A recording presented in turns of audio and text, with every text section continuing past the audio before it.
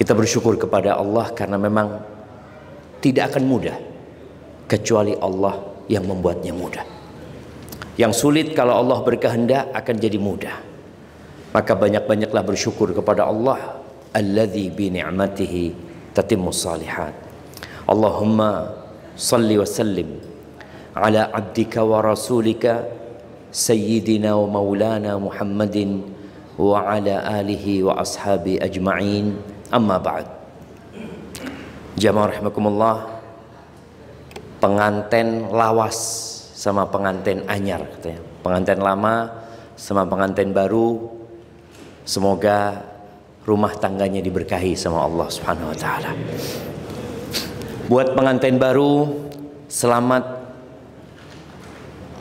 mengarungi lautan yang penuh dengan ombak, penuh dengan badai dan banyak ikan hiunya. Ada seorang yang ditanya, jemaah, ini baru nikah 1 bulan, ditanya, ya apa nikah? Allah sen, kata dia. Jannah, kata dia. Pernikahan itu surga, kata dia. Ini baru nikah sebulan. Setahun kemudian ditanya, gimana pernikahan? Ya, syarrun la budda minhu. Kata dia, sebuah kesulitan yang memang harus dihadapin, kata dia. Jadi kalau hari ini 2 hari ke depan Ihsan sama Fira mungkin akan merasakan seneng-senengnya. Tapi ketahuilah, Allah tidak menjadikan kehidupan ini tempat bersenang-senang. Sejatinya Ihsan berhenti di satu terminal, mengambil bekal untuk melanjutkan perjalanan yang lebih sulit lagi.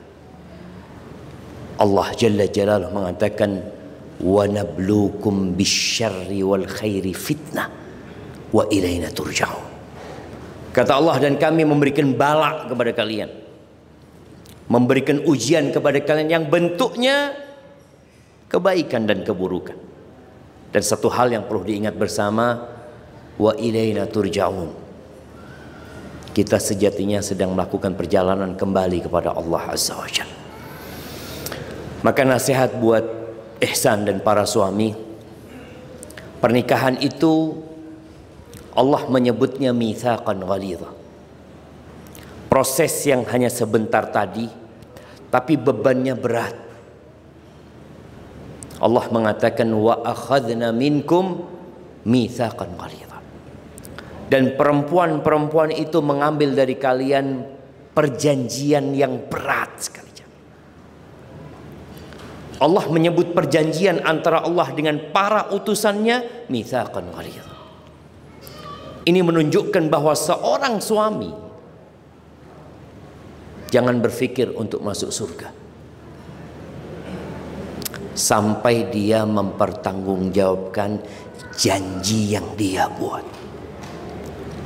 Rasul sallallahu alaihi wasallam tidak menyuruh semuanya menikah. Beliau mengatakan, ya ma'syarasy syabab, man istata'a minkumul ba'a falyatazawwaj. Wahai kaula muda, barang siapa di antara kalian punya kemampuan, hendaklah dia menikah. Kalau yang nggak punya, jangan nikah. Puasa itu solusi.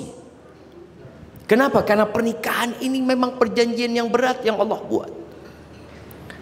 Dan Allah memberikan arahan kepada kita tentang bagaimana membina rumah tangga. Tapi kebanyakan kita berumah tangga tanpa ilmu. Sebagian kita berumah tangga karena cinta, karena senang, karena suka dia berumah tangga. Sebagian berumah tangga, na'udzubillah, dan ini yang banyak terjadi di negeri kita, karena perzinaan dia berumah tangga. Di beberapa daerah tahun kemarin itu ada hampir 600 pengajuan pernikahan dini. Karena aturan pemerintah sekarang menikah umur berapa? 19 sekarang. Yang laki 19, yang perempuan 19. Ihsan sudah cukup umur? Cukup insyaallah. Nah, itu ada pengajuan jamaah lebih 600 atau hampir 600. Apa penyebabnya? Semua perzinaan. Anak SMA, anak yang baru kuliah, itu perempuan semua hamil di luar nikah. Akhirnya mereka dinikahkan karena terpaksa. karena untuk menutupin aib, supaya nggak malu keluarganya, bukan karena bertakwa kepada Allah Azza wa Jalla. Padahal pondasi pernikahan itu harusnya takwa. Kalau masjid aja kata Allah, la masjidun ussisa 'ala taqwa. Masjid yang dibangun di atas dasar ketakwaan, masjid rumah Allah itu dibangun di atas ketakwaan. Bagaimana dengan rumah tangga yang dibangun oleh manusia? Maka kalau kita baca surat At-Talaq di Al-Quran, ada berapa surat jemaah? Ada berapa? Sebagian kita berapa? Wallahu a'lam. Ada 114 surat. Salah satunya namanya surat At-Talaq, surat perceraian. Nggak ada surat pernikahan dalam Al-Quran, yang ada surat perceraian. Di surat At-Talaq ini 5 kali Allah menyebutkan takwa. Allah mengatakan, ya ayyuhan nabi idza talaqtumun nisa fatalliquhunna li'iddatihinna wa ahsul iddah wattaqullaha rabbakum. Kata Allah, wahai Nabi, apabila kalian hendak menceraikan istri-istri kalian, maka ceraikan mereka pada masa iddah mereka. Hitung masa iddah itu, dan bertakwalah kalian kepada Allah Azza wa Jalla, Tuhan kalian. Di masyarakat, apabila seorang suami menceraikan istrinya dalam kondisi hamil, apa pandangan masyarakat? Jamaah, zalim suaminya ini, nggak tahu diri, istrinya hamil diceraikan. Gimana? Mana perasaannya? Padahal yang Allah sebutkan ceraikan mereka di masa iddah mereka, menceraikan istri dalam kondisi hamil, itu yang sunnah.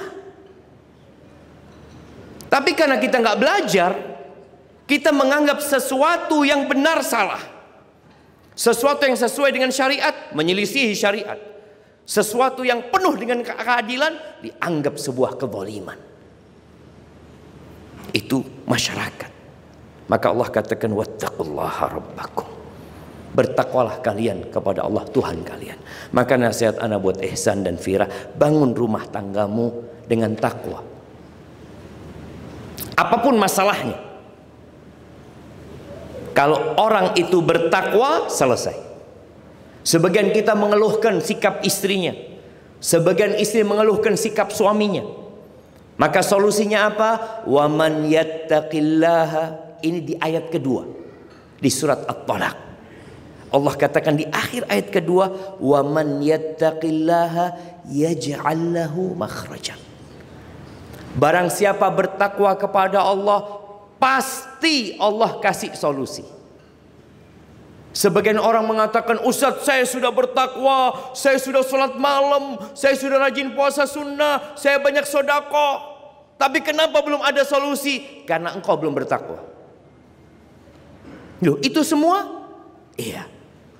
Buktinya engkau merasa sudah baik. Orang bertakwa itu selalu merasa salah, selalu merasa kurang.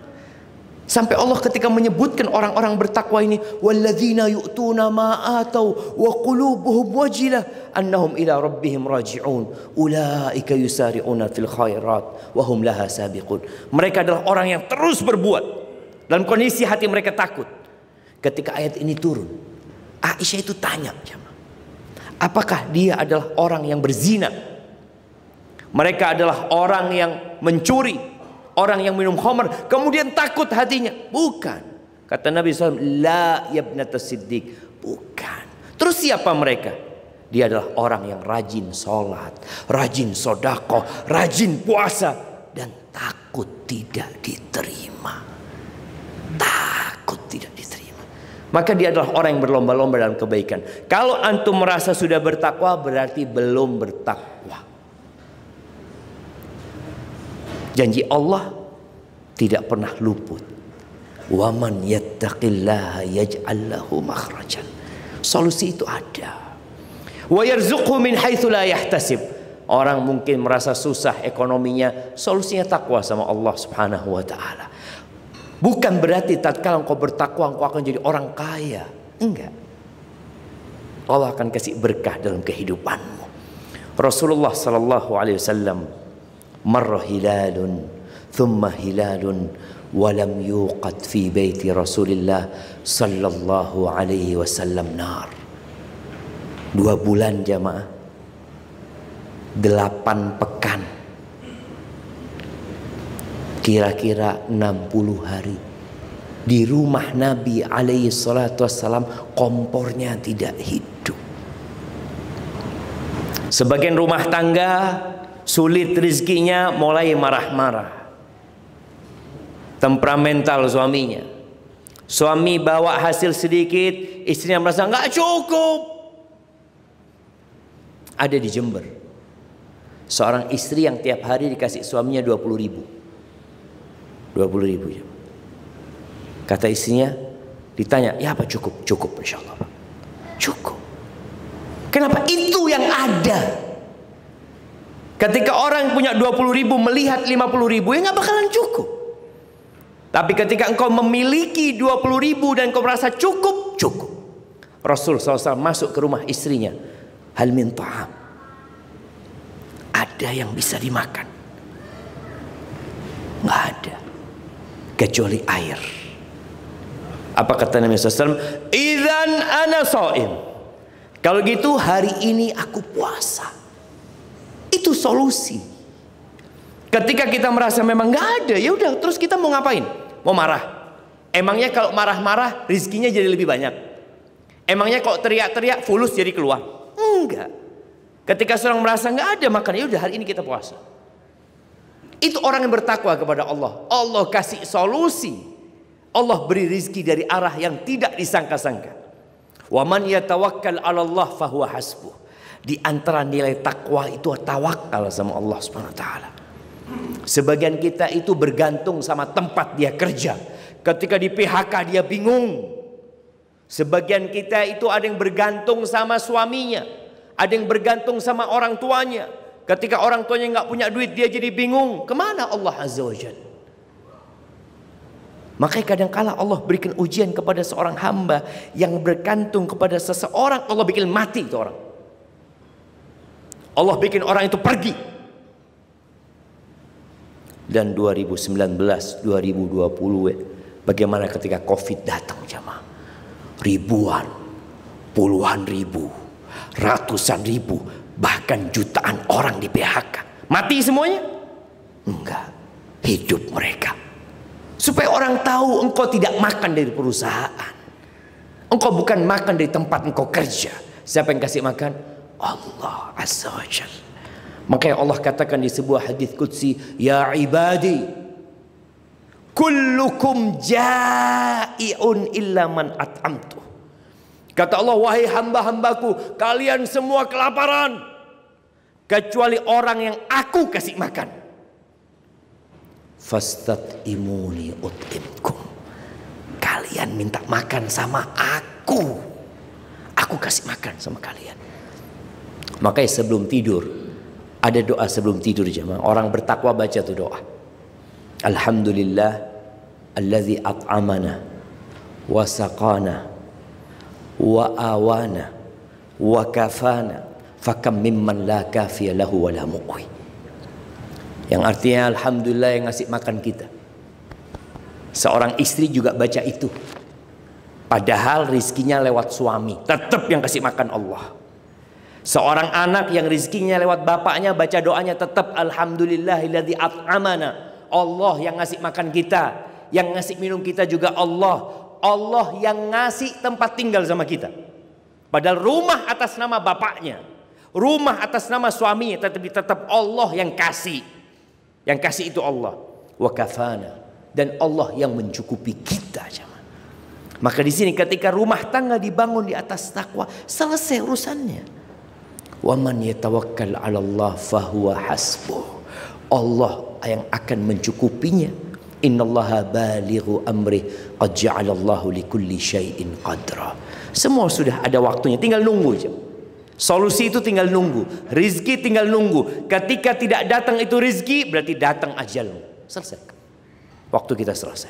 Maka nasihat ana, buat ihsan, bertakwalah kepada Allah Azza wa Jalla. Lihatlah bagaimana Rasulullah SAW berumah tangga. Ya, Fira bukan bidadari. Mungkin kau membayangkan Fira terlalu berlebihan. Enggak, dia manusia biasa. Dia tercipta dari tulang rusuk yang bengkok. Bengkok dia. Istri-istri Nabi yang mereka melihat Nabi alaihissalam, subhanallah ya. Istri-istri Nabi sallallahu alaihi wasallam yang hafal ayat-ayat Quran banyak, yang mereka juga hafal hadis-hadis Nabi SAW, mereka semua tetap bengkok. Makanya kata Nabi SAW, khuliqatil mar'atu min dhila. Perempuan itu diciptakan dari tulang rusuk yang bengkok. Idza dhahabta tuqimuhu kasartahu. Kalau engkau mau meluruskannya, patah. Kalau engkau tetap nggak diapa-apain, ya dia tetap akan bengkok. Terus solusinya apa? Fastamti wa fihinnal iwaj. Ini para laki-laki tolong dicamkan di benaknya, diukir di hatinya, bahwasanya engkau harus bersenang-senang sama dia, tapi dengan catatan dia bengkok. Engkau tahu dia bengkok. Jadi jangan menuntut lebih kepada istrimu. Istri lupa, istri marah, istri ngambek. Kadang-kala ya Allah gimana ini? Mana hafalan Quranmu? Mana hafalan hadismu? Enggak. Dia tetap perempuan yang maunya dimaklumi, yang maunya diterima apa adanya. Bahkan Allah mengatakan Jalla Jalaluh, wa'ashiruhunna bil ma'ruf. Pergaulilah istri-istri kalian dengan cara yang ma'ruf. Bukan hanya memberikan haknya, bukan hanya suami melaksanakan kewajiban, lah. Tapi ma'ruf itu lebih dari itu. Jadi dalam bergaul jamaah, Islam ini mengajarkan dalam bergaul tidak seperti adab dagang.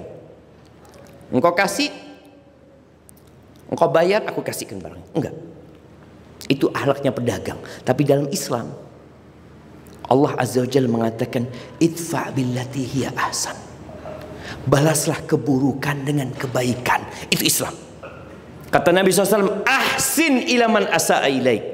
Berbuat baiklah engkau kepada orang yang berbuat buruk kepadamu. Itu Islam. Sampai Nabi SAW mengatakan, silman qata'ak. Sambung hubunganmu dengan orang yang memutuskanmu. Itu Islam. Makanya ketika engkau benci sama istrimu, wa'ashiruhunna bil ma'ruf, fa in karihtumuhunna. Kalau kalian benci sama istri-istri kalian, apa? Ceraikan dia. Balikin kepada orang tuanya. Afwan, bapak mertua, kayaknya nggak cocok ini pak. Saya mau yang lainnya. Apa seperti itu? Apa mau ditukar? Enggak. Sabar.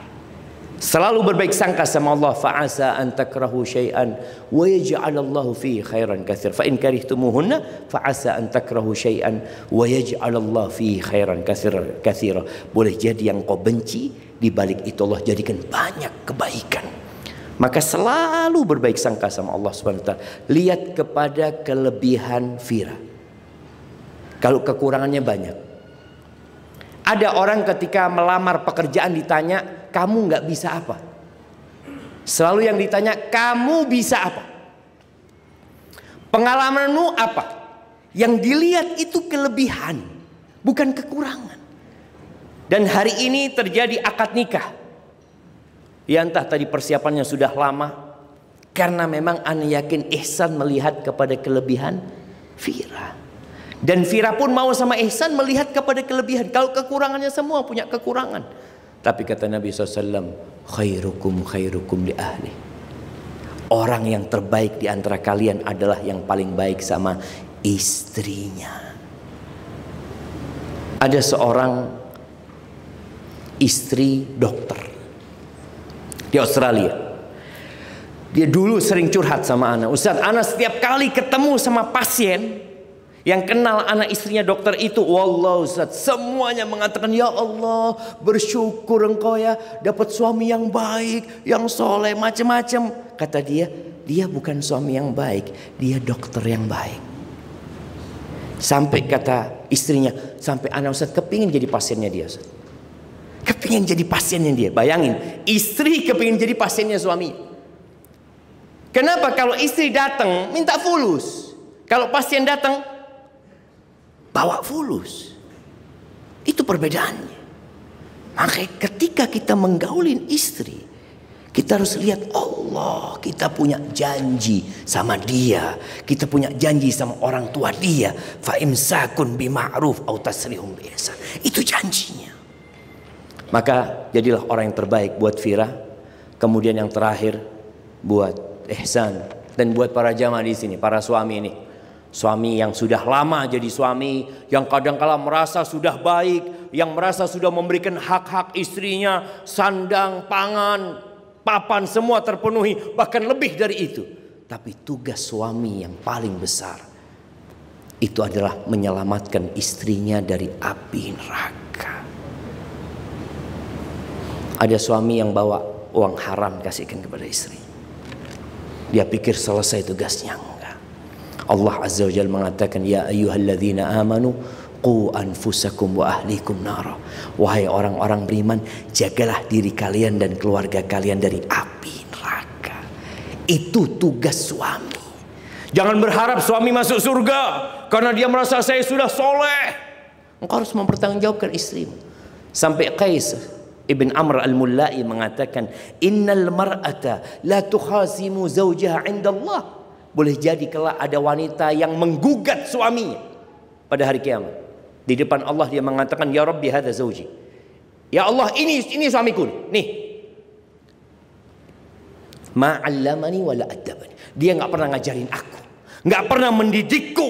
Innama ya'tini bi khubzis suq. Dia hanya menjadi mesin mencari uang. Bas, bawa roti dari pasar, bawa beras, hanya itu tugasnya.